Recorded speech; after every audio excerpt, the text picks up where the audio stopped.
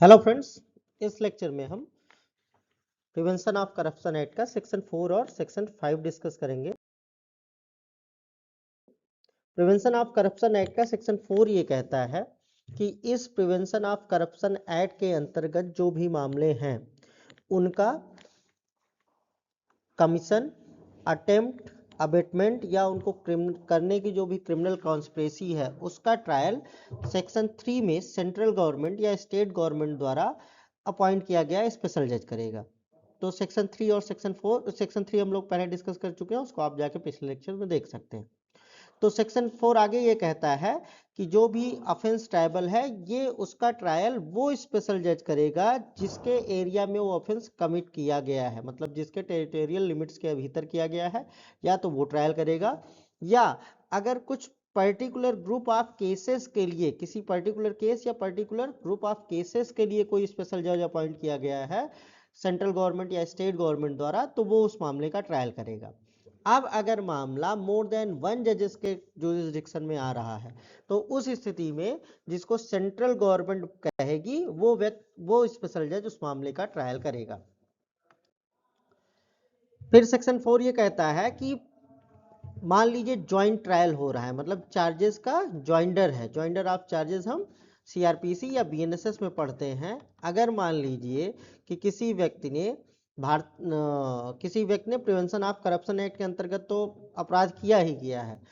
साथ साथ कुछ अन्य अपराध भी किए गए हैं जो कि क्रिमिनल प्रोसीजर के अंतर्गत जिनका ज्वाइंट चार्ज फ्रेम हो सकता है। तो अगर चार्जेस को ज्वाइंट किया गया है तो उस स्थिति में वो स्पेशल जज जो प्रिवेंशन ऑफ करप्शन एक्ट के मामले का ट्रायल कर रहा है वही स्पेशल जज उन अदर ऑफेंसेस का भी ट्रायल करेगा, और ये trial day to day basis पे किया जाएगा और इसको विद इन 2 ईयर्स कंप्लीट किया जाएगा। ये लिमिटेशन पीरियड आपको याद रखना है। अब अगर इस 2 साल में कंप्लीट नहीं हो पाया तो इस टाइम को एक बार में 6 मंथ्स के लिए बढ़ाया जा सकता है, लेकिन जब भी इसको टाइम को बढ़ाया जाएगा स्पेशल जज को रीजन रिकॉर्ड करना पड़ेगा कि क्यों वो विद इन 2 ईयर्स नहीं कंप्लीट हो पाया, क्यों इस टाइम को बढ़ाए जाने की जरूरत पड़ रही है। और इस टाइम को इस तरह से बढ़ाते हुए एक बार में 6 महीने बढ़ेगा, दोबारा भी बढ़ सकता है, 3 बार भी बढ़ सकता है, लेकिन टोटल एग्रीगेट 4 ईयर्स से ज्यादा नहीं हो सकता है। मतलब एक बार में 2 साल में कंप्लीट करना है, 2 साल में कंप्लीट नहीं हुआ है तो 6 महीने,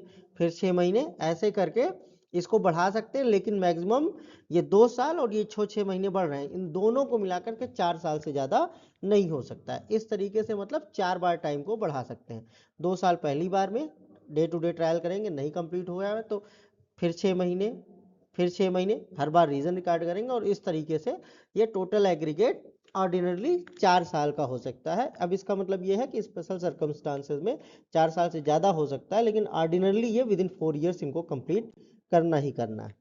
तो अब आते हैं सेक्शन 5 पे। सेक्शन 5 ये कहता है कि स्पेशल जज मामले का ट्रायल करेगा तो ट्रायल से पहले कॉग्निजेंस की स्टेज आती है। तो जनरली क्या होता है कि किसी भी मामले का जब कॉग्निजेंस लेना होता है तो वो मजिस्ट्रेट लेता है, लेकिन यहाँ पे ये कह रहे हैं कि स्पेशल जज किसी मामले का जो प्रिवेंशन ऑफ करप्शन एक्ट के अंतर्गत आ रहा है जिसका ट्रायल वो कर सकता है उसका डायरेक्ट कॉग्निजेंस ले सकता है।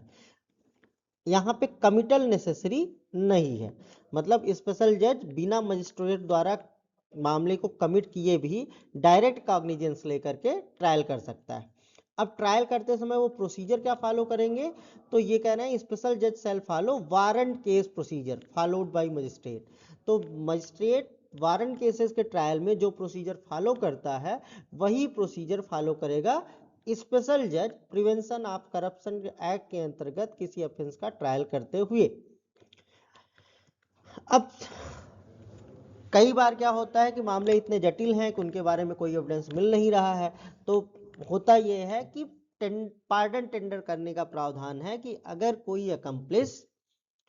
उस मामले में जो व्यक्ति इन्वॉल्व हैं उनके बारे में, जो फैक्ट्स हैं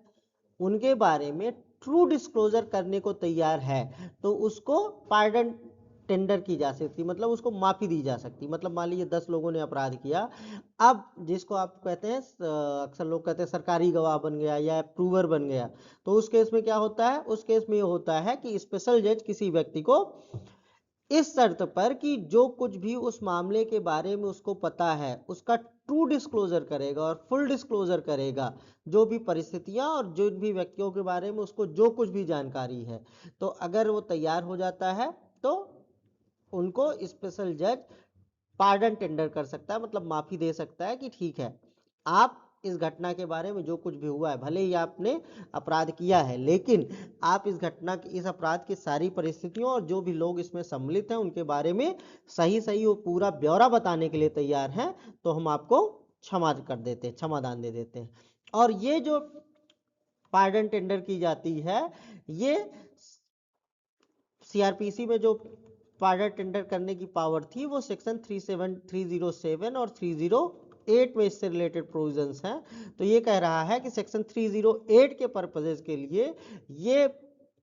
पार्डन सेक्शन 307 में मजिस्ट्रेट द्वारा दी गई पार्डन समझी जाएगी। मतलब जो भी स्पेशल जज पार्डन टेंडर कर रहा है, जो भी क्षमादान दे रहा है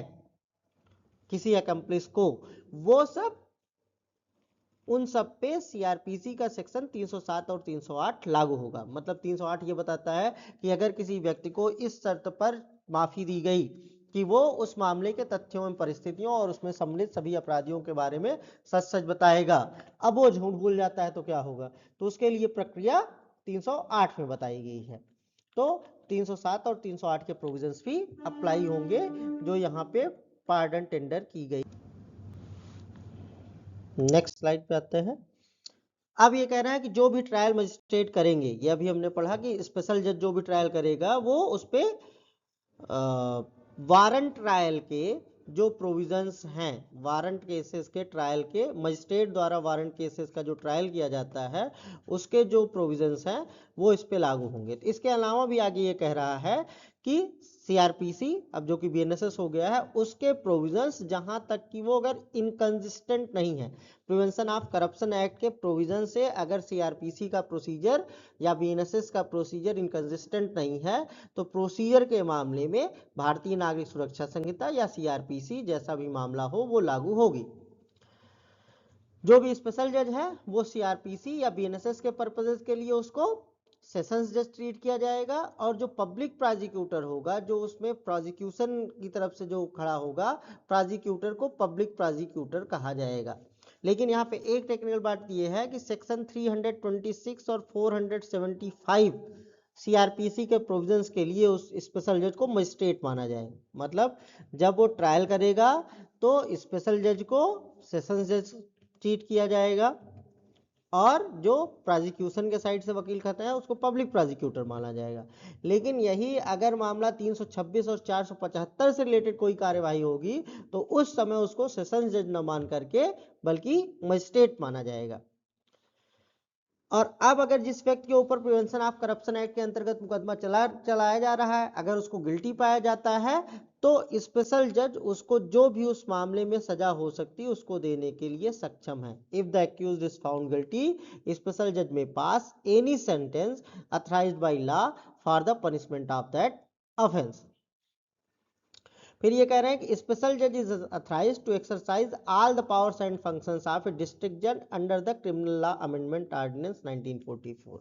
मतलब क्रिमिनल लॉ अमेंडमेंट ऑर्डिनेंस 1944 के अंतर्गत जो भी डिस्ट्रिक्ट मजिस्ट्रेट को पावर्स दी गई हैं वो सारी पावर्स भी स्पेशल जज एक्सरसाइज करेगा। तो ये हमने कंप्लीट कर लिया सेक्शन 4 और 5। इसके आगे का कंटेंट हम नेक्स्ट लेक्चर में डील करेंगे। थैंक्स फॉर वॉचिंग, और पसंद आया तो इसको शेयर करिए, हमारे चैनल को सब्सक्राइब नहीं किया है तो सब्सक्राइब करिए और लाइक भी करिए। मिलते हैं नेक्स्ट लेक्चर में। Thank you.